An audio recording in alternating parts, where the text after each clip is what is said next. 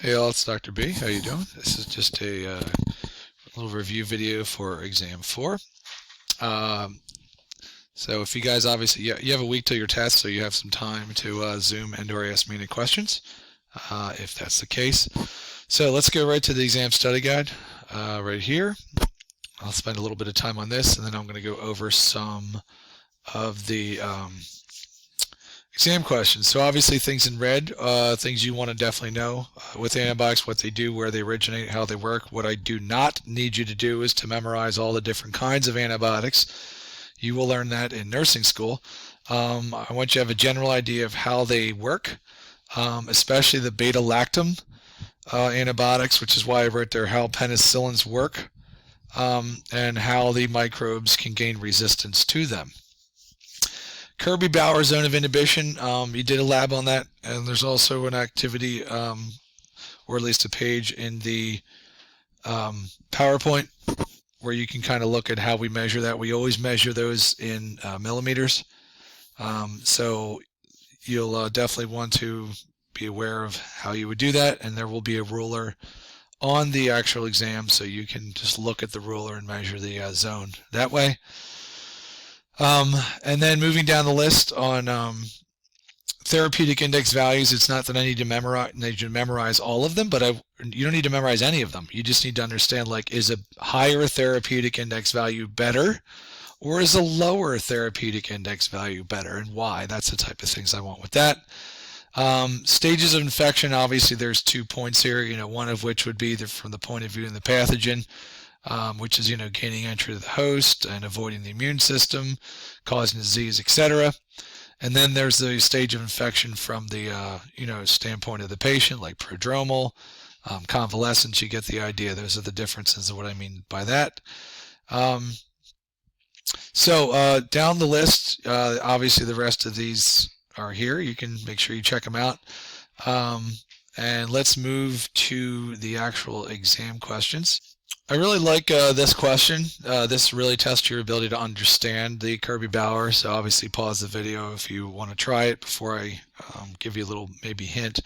But here basically if pathogen A is more resistant to erythromycin as compared to B, then you need to relate that to having a smaller, larger, or exactly the same diameter zone of inhibition compared to the second pathogen. So it's really just a good idea of you understanding, like, if the zone of inhibition is larger, is a pathogen more resistant or less resistant to a particular antibiotic based on that size. So that's why I like that. This one obviously doesn't seem like a terribly difficult question, but you definitely want to make sure you understand the difference between a sign and a symptom. They're very different, and a lot of times they sound like they're the same thing. For example, like a stomach ache, that's a symptom. And the reason why it's a symptom is that it manifests by the patient. The patient's the one that reports it and feels it. So anything like that, headache is going to be a symptom because it's reported by the patient. If you get a CBC with differentials and they have elevated white blood cell counts, well, that's obviously a sign. That's a manifestation and a measurement done by a nurse or a doctor. So just be aware of the difference between those two. This is the last multiple choice question I'll show you. A little bit more difficult, more like a type 3 question. But you can see here I get into some detail with obviously what kinds of cells and are involved in what sort of immunities. This test actually is heavy definition based. It's just the nature of what these chapters are.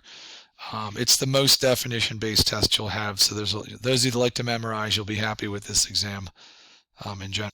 This also should not be a surprise. This is one of the open-ended questions, and there's stuff under it that you can't see. But basically, this is a Kirby-Bauer picture, and I ask you questions about these 5 different antibiotics, A, B, C, D, E, and F, in relationship to their zone of inhibition on a particular plate. So be able to understand a question like that. And I'm also going to give you one of several of these. There are 6 of these, and this is what I call the who am I of blood cells and platelets. So obviously I have A there as one of them. I have A, B, C, D, E, and F. and you are going to answer at the bottom A, B, C, D, E, and F, and what the answer is. So obviously the first one, I mean, is pretty darn easy. I carry oxygen and carbon dioxide. You can say erythrocyte or you can say red blood cell. Both correct answers.